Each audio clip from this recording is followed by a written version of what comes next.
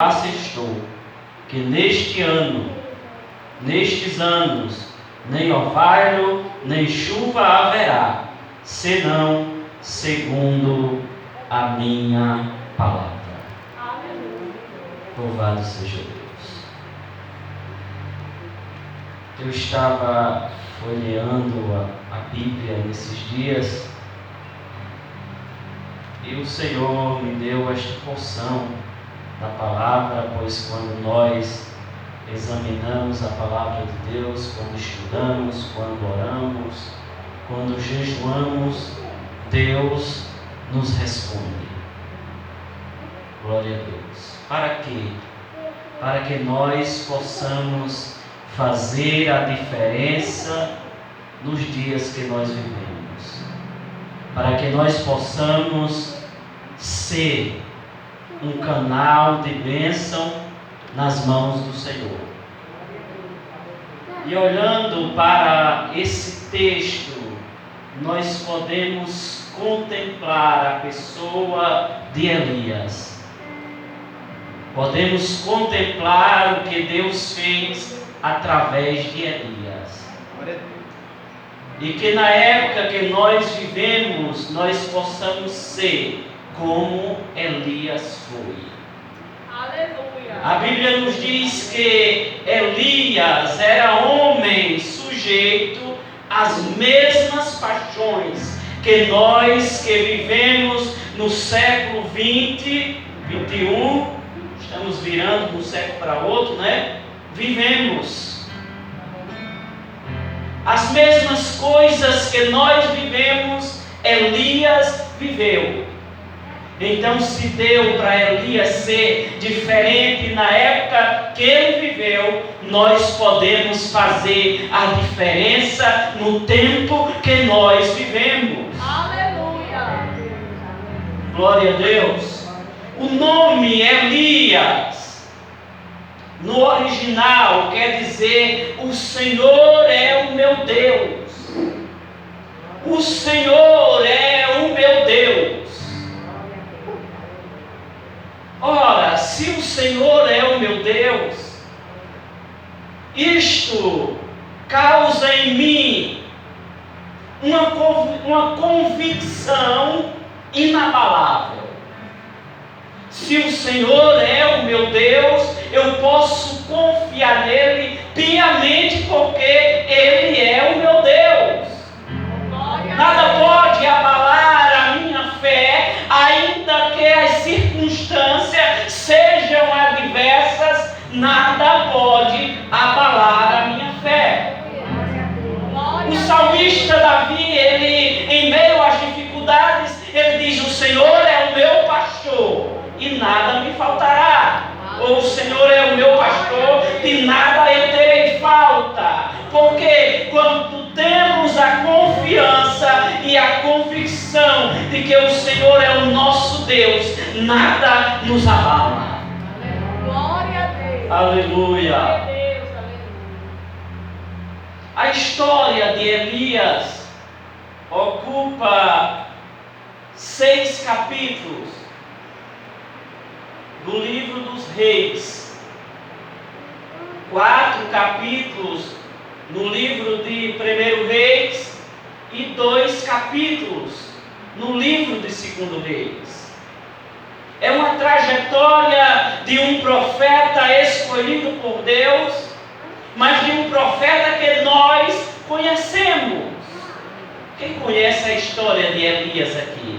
Quem já ouviu falar do profeta Elias? Acredito que todo crente que se preza e que lê a Bíblia e que escuta a mensagem já ouviu falar de Elias.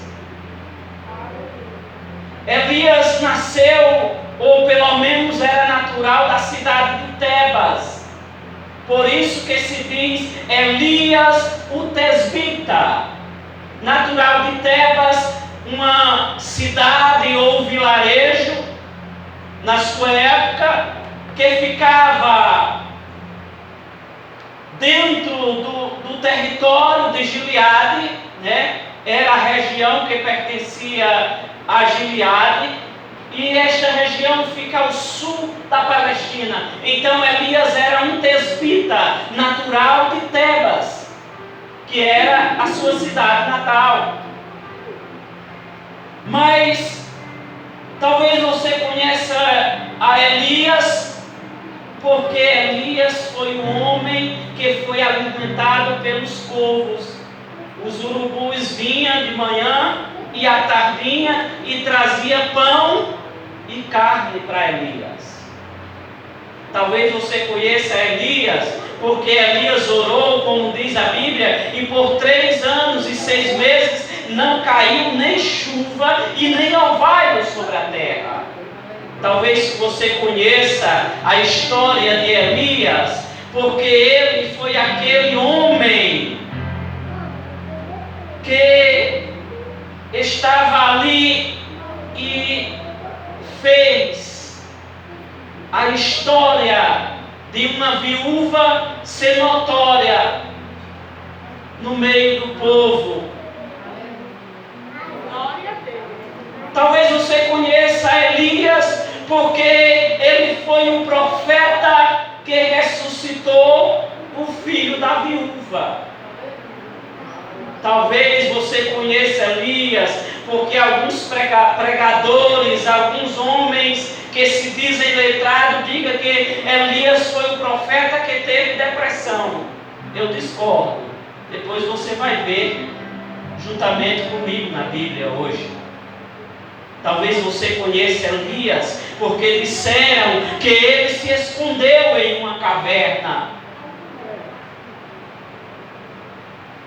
Talvez você conheça a história de Elias, porque você leu na Bíblia que com a sua capa ele abriu o rio Jordão e passou por ele a seco. Mas talvez mais ainda você conheça Elias, porque ele prometeu a Eliseu uma porção dobrada do Espírito que estava sobre ele. Aleluia.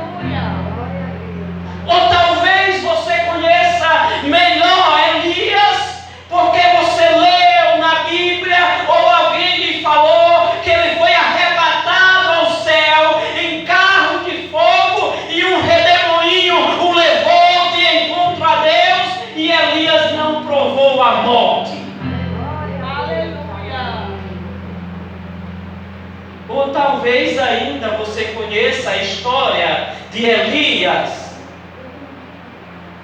quando ele olhou para aqueles 50 homens e o seu capitão, e aqueles homens disseram: homem de Deus, desce, que o rei manda te chamar.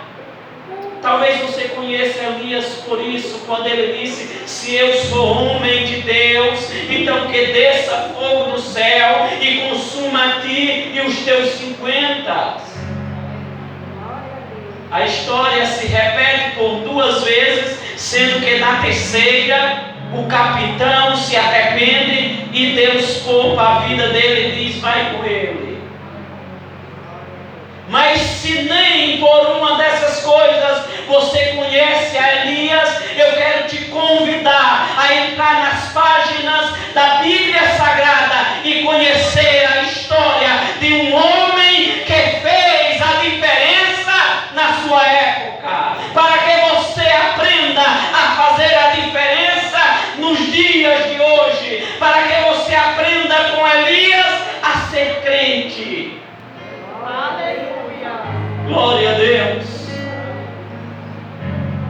Em 1 Reis, capítulo 17, versículo de 1 a 7, nós temos uma das mais belas histórias que envolveu a vida de Elias. Deus fala com Elias e manda que Elias tenha uma conversa com o rei Acabe. Quem era Acabe? Era o rei da época em que viveu Elias.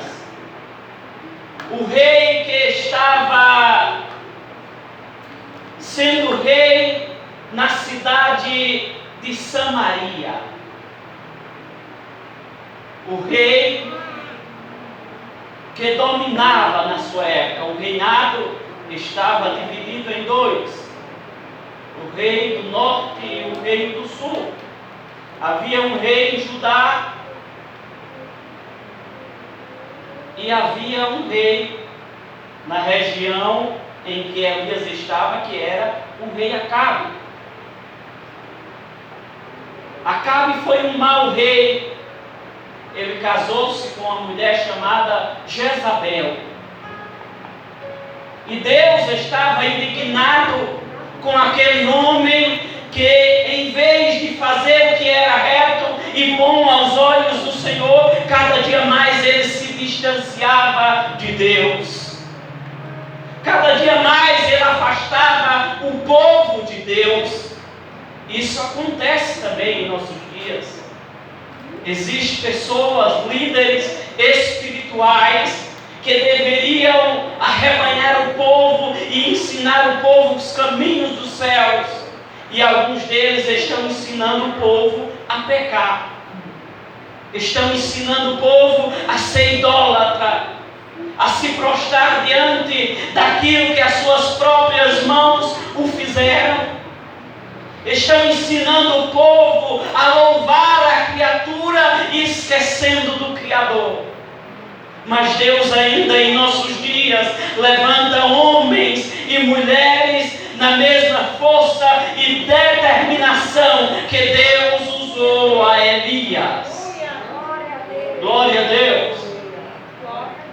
Este capítulo 17 do livro de Reis nos fala da grande seca que houve na época de Elias, uma sequidão material, mas nos dias que nós vivemos, a sequidão é espiritual. O povo está se afastando de Deus, está tentando buscar os seus próprios caminhos, através da ciência, através dos meios de comunicação, através do estudo da ciência e do estudo dos homens, mas distancia de Deus. E a sequidão espiritual está batendo a terra, mas em meio a isto, Deus levanta pessoas que possam fazer a diferença, que possa ser diferente em dias de crise.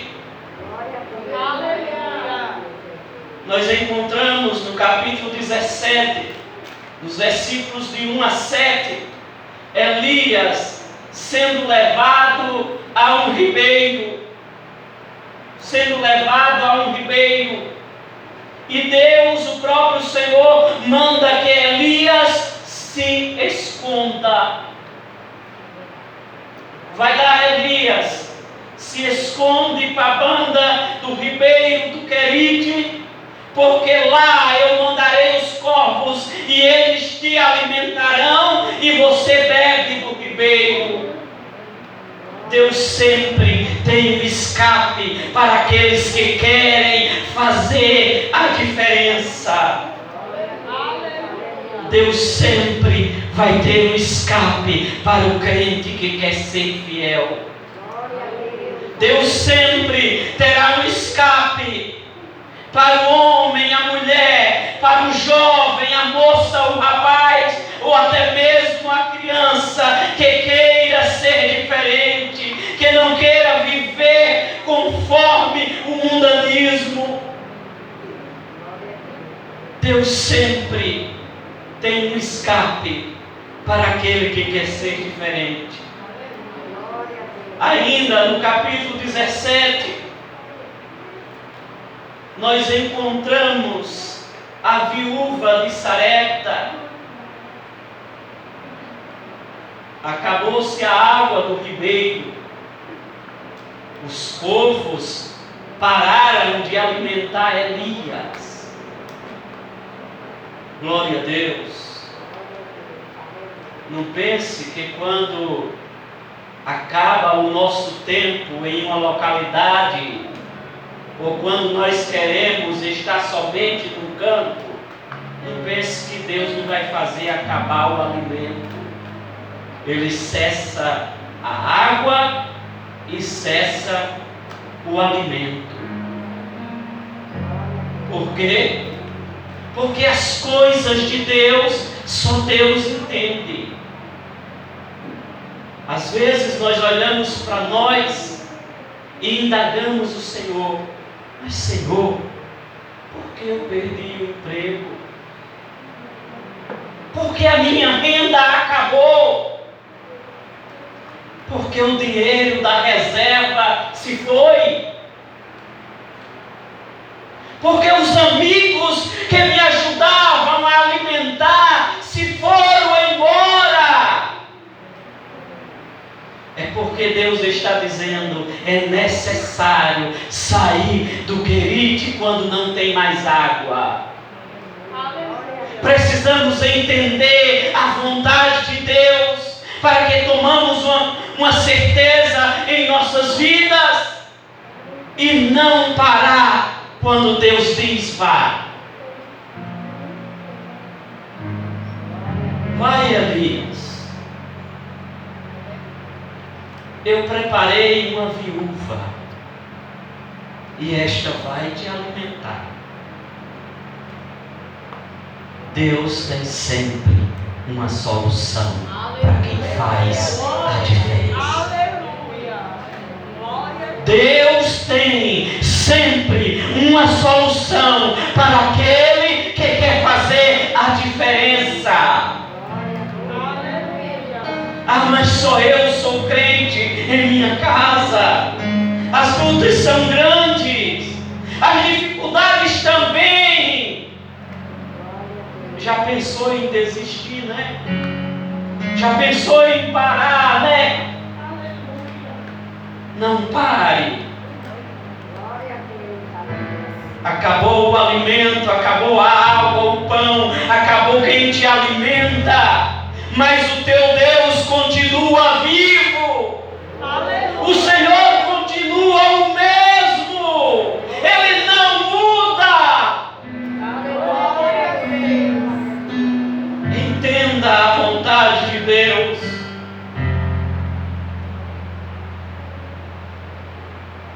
Vai, Elias. A viúva de Sarepta.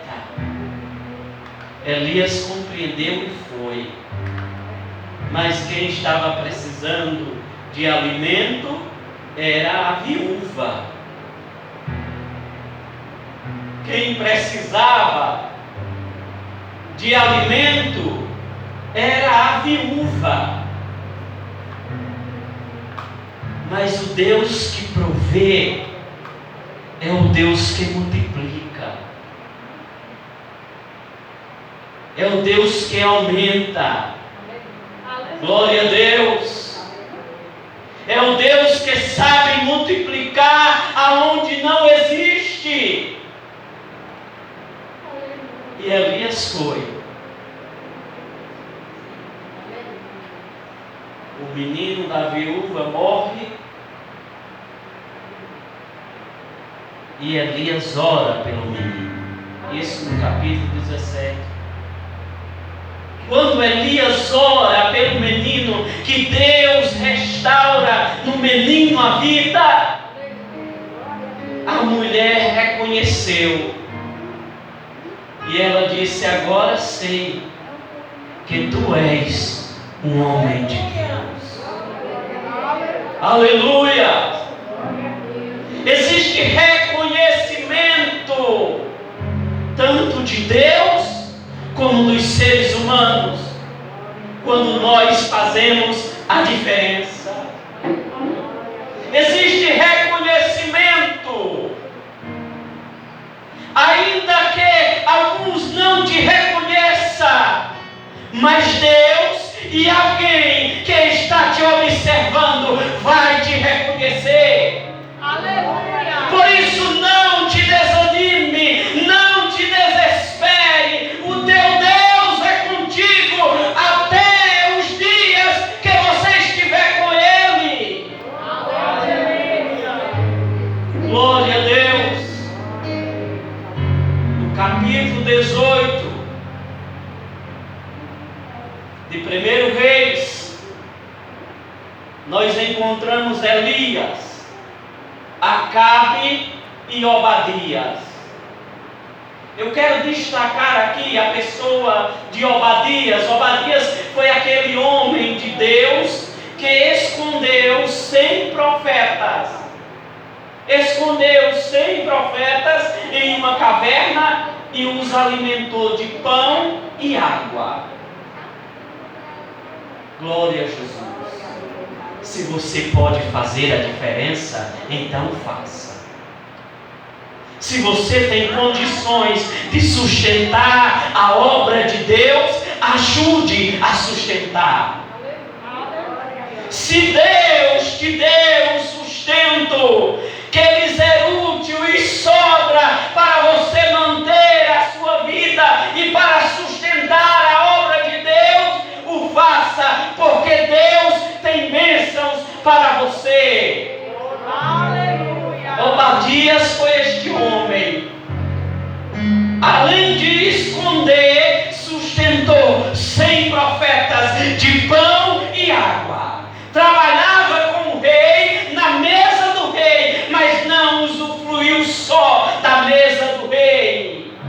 Ele sabia que tinha alguém que estava precisando, que tinha alguém que precisava de sustento.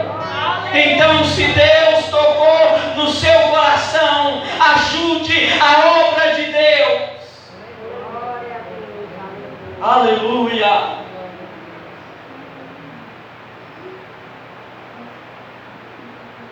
No capítulo 19 de 1 Reis, nós vemos um confronto de Elias com os profetas de Baal. Nós temos o maior confronto, digamos assim, do Antigo Testamento, em termos de se provar quem é Deus e quem não é. Quando nós vemos Elias e os profetas de Baal a se enfrentar.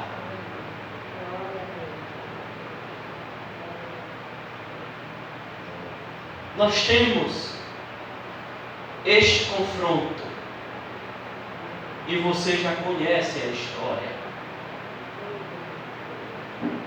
400 profetas de Baal e mais 450 profetas de Baal e mais os profetas de Aserá. Elias se põe em pé diante do povo de Israel e diz: se o Senhor é Deus, servi-o. Se Baal for Deus, servi-o. Mas não fique cocheando entre dois caminhos. Não fique pensando que por vir à igreja e não servir a Deus com sinceridade, o seu caminho está pronto. Se Deus é Deus, servi ao Senhor. Se Baal é Deus, sirva a Baal. Baal, no termo popular, é aquele que é chamado de marido. Em um termo espiritual, as mulheres de Israel e das outras nações circunvizinhas que estavam afastadas de Deus, que não tinham o Senhor Deus como seu Senhor, elas serviam a Baal e dizia que Baal era o seu marido. Era Baal quem governava as suas vidas. Mas o Senhor disse: se Baal for Deus, sirva a Baal. Mas se Deus for Deus, sirva ao Senhor. O confronto consistia em que o Deus verdadeiro responderia com fogo. Em que o Deus verdadeiro responderia com fogo. Quem respondeu? O Senhor. O Senhor Deus Todo-Poderoso respondeu com fogo. Depois que Elias reparou o altar do Senhor, Senhor que estava quebrado. Acabe e Jezabel mandou derrubar todos os altares em que se oferecia incenso ao Senhor e mandou erguer altares a Baal, mas o altar do Senhor estava quebrado e Elias veio e restaurou o altar do Senhor, porque para descer fogo do céu, o altar tem que estar restaurado. Aleluia! E Elias restaurou o altar do Senhor.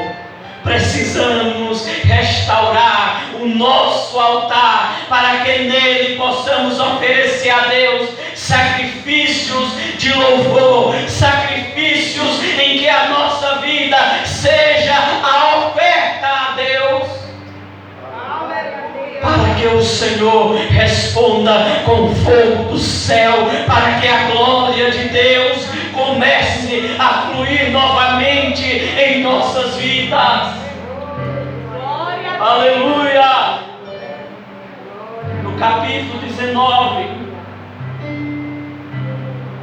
nós vemos uma ameaça velada contra a vida de Elias.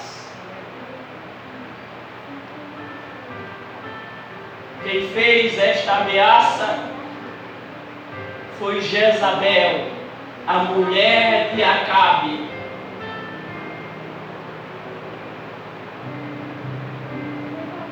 Ela ameaçou a Elias, porque Elias destruiu os profetas de Acabe. Quando você faz a diferença, você adquire inimigos.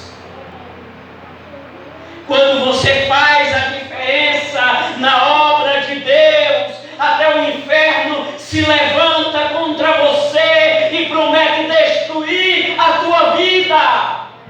Quando você tem a coragem de levantar a mão para Jesus, dizendo: eu quero ser crente, eu quero ser diferente, eu quero sentir a alegria que os crentes sentem, então você encontra inimigos espirituais na tua jornada. Aleluia! E aquela mulher fez uma ameaça velada a Elias. Nos dias atuais, nós encontramos até pessoas que fazem ameaças contra o povo de Deus. Nós encontramos forças espirituais que se levantam contra a igreja de Deus. Nós encontramos forças no âmbito humano que se levanta contra o povo de Deus. Nós encontramos forças contrárias no meio político, no meio judiciário do nosso Brasil, que se levantam contra o povo de Deus para tentar calar. Mas igreja do Senhor, levantai a vossa bandeira e seguir firme, fortes, inabalável, porque o Senhor é o nosso Deus. Aleluia! Igreja brasileira, siga firme no propósito, porque o Senhor é o nosso Deus. Glória a Deus! Se nos levarmos à prisão diante dos reis, dos magistrados, diante dos homens que acham que têm o poder na mão, o Senhor é o nosso Deus. Aleluia! Ele não nos desampara, Ele não nos deixa só, Ele segue conosco. Aleluia!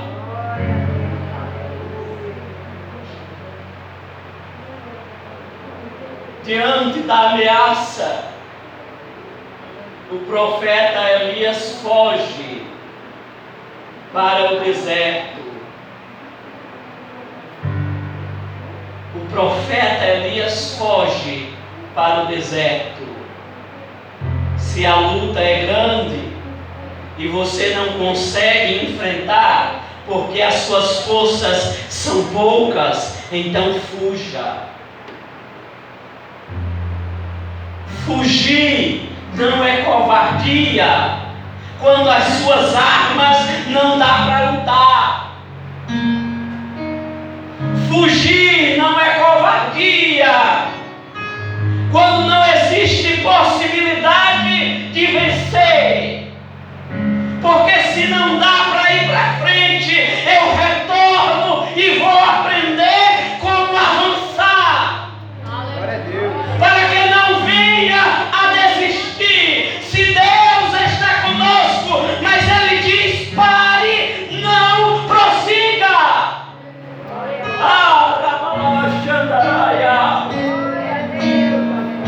Oh, aleluia!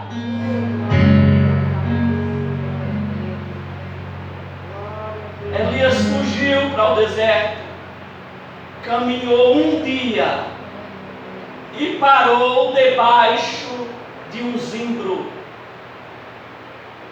e pediu a morte. É nesse ponto que os pregadores, alguns, dizem que Elias teve depressão e pediu a morte. Mentira.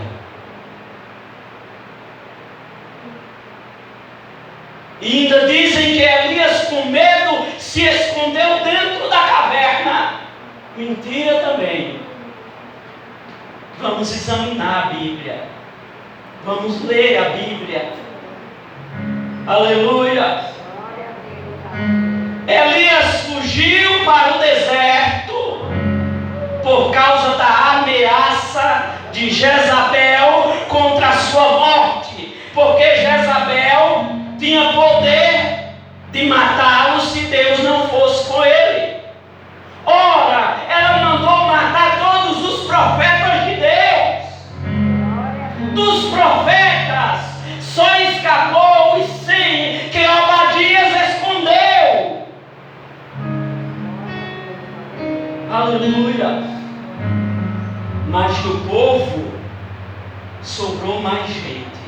Se não me falha a memória, cerca de 800 pessoas nem se dobraram diante de Baal e nem beijaram a Baal. Aleluia. O versículo diz que Elias caminhou no deserto, caminho de um dia, e parou debaixo de um zimbro. Eu vou fugindo de uma ameaça, de um exército que está me procurando, numa época de seca, em que não choveu,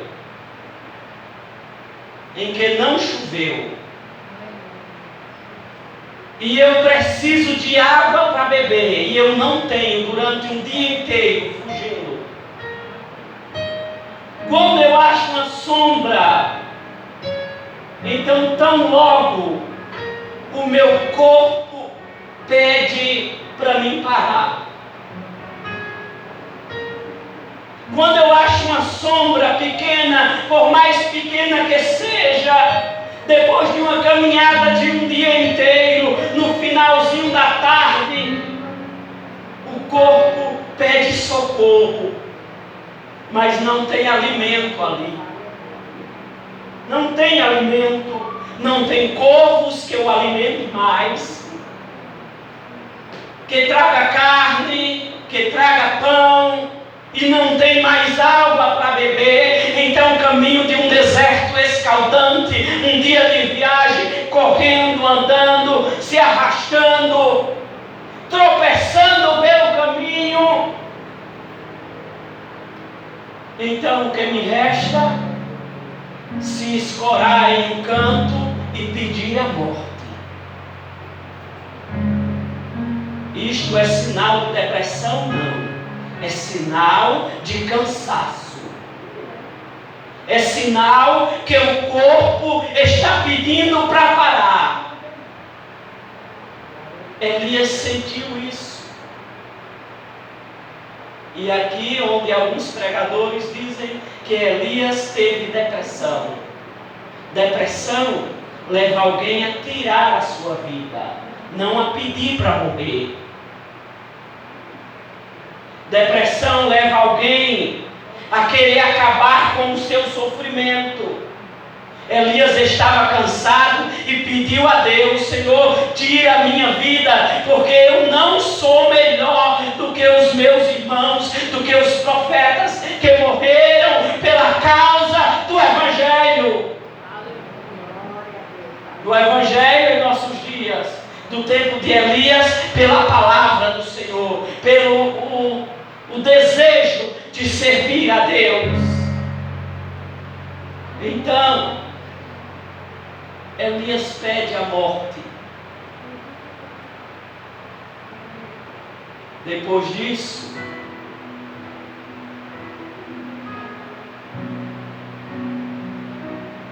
Elias, no seu desânimo, ele aprendeu a superar, a esperar em Deus.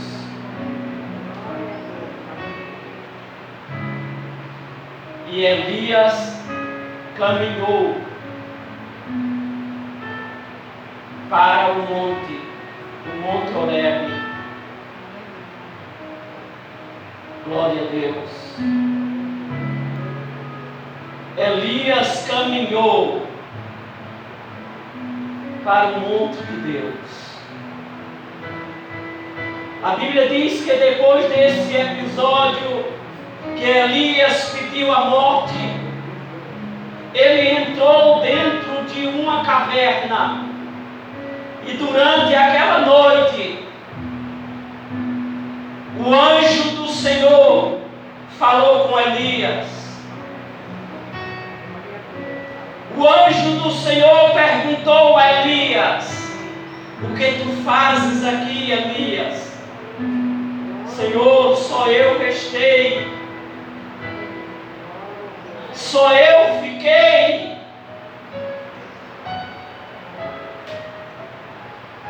Levanta, Elias. Come pão.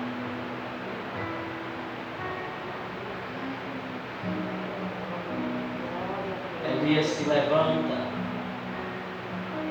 se alimenta e volta para o esconderijo. Caverna, às vezes não é sinal de derrota. Por quê? Porque Deus mandou Elias se esconder. Você olha o primeiro capítulo da história de Elias, o capítulo 17 de Reis, e Deus manda Elias se esconder. Ele estava lá na caverna, depois que ele ficou debaixo do zimbro e pediu a morte, se escondendo, porque ele aprendeu no início da sua história como profeta, ele aprendeu a se esconder quando houvesse dificuldade. Ele aprendeu a se esconder quando o perigo batia na sua porta.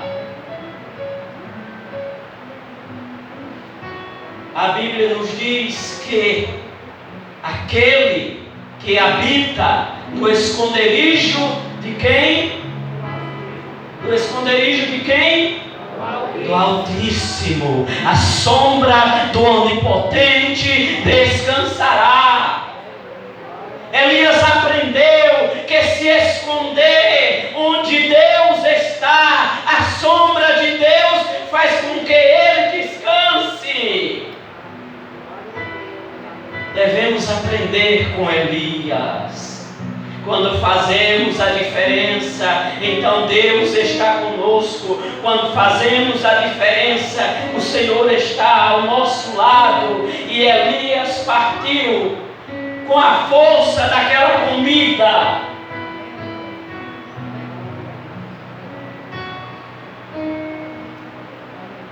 A Bíblia nos diz que Elias caminhou 40 dias e 40 noites. 40 dias e 40 noites. Deus tem sustento para nós.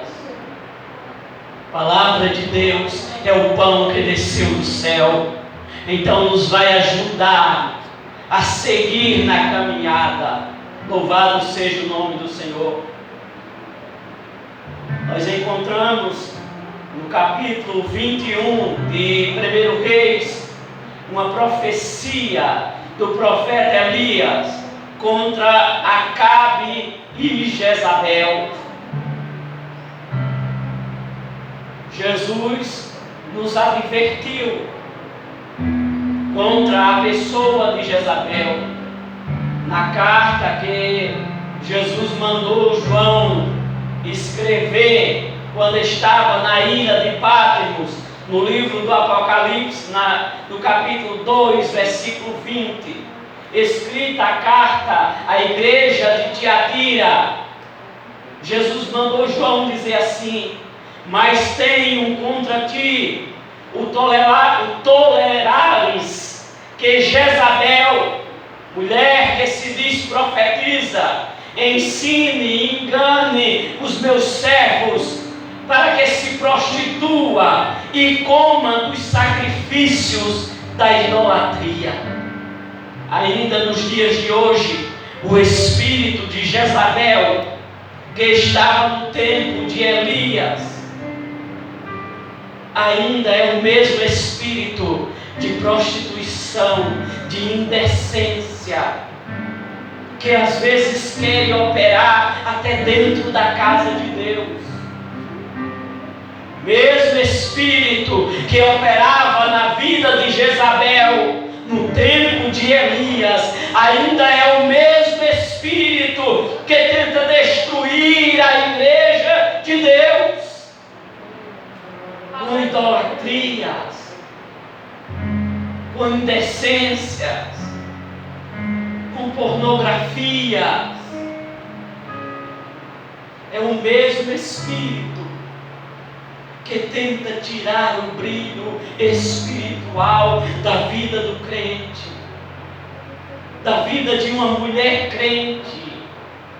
É o mesmo espírito que pinta o rosto das mulheres da época de Jezabel. Ainda é o mesmo espírito que opera em nossos dias hoje.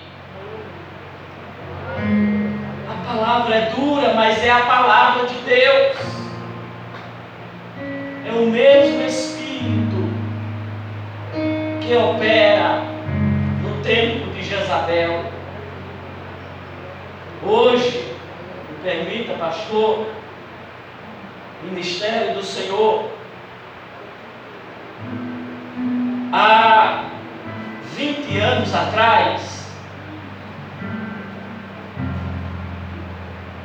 nós víamos os homens do púlpito, quando chegava a sua idade, os seus cabelos brancos começavam a aparecer.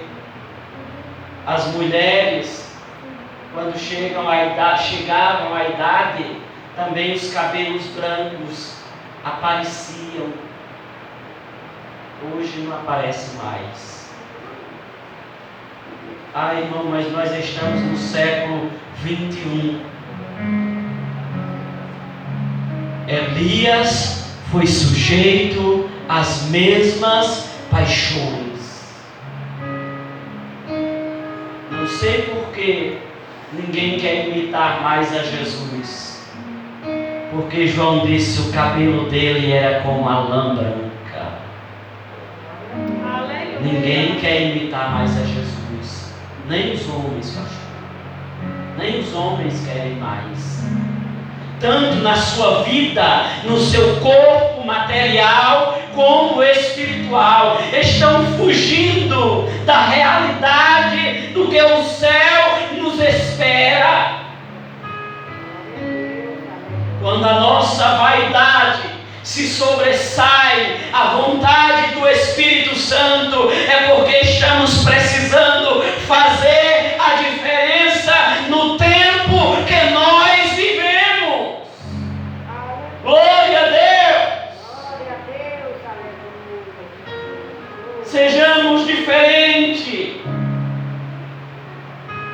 No livro de 1º e 2º Reis, no capítulo 1, nós temos o encontro de Elias com Acasias. Deus diz a Acasias: acaso não há Deus em Israel para que você consulte os Baalins? A Baal, porventura não há Deus em Israel? E aquele homem fica indignado.